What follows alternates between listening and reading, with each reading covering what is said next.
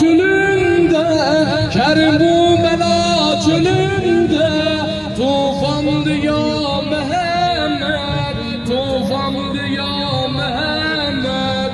Gönder kefen Hüseyin'e, gönder kefen Hüseyin'e.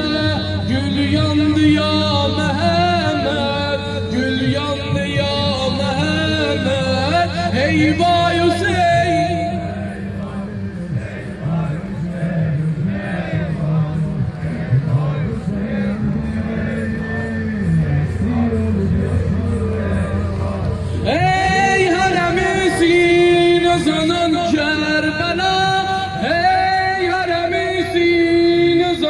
Kerbela, sen de Hüseyin'e, Allah ey Kerbela, sen de Hüseyin'e, Allah ey Kerbela.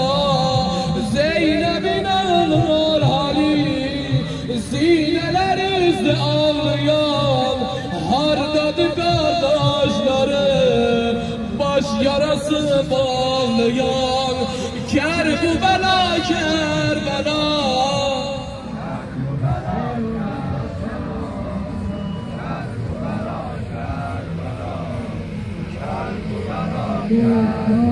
Bir dedi.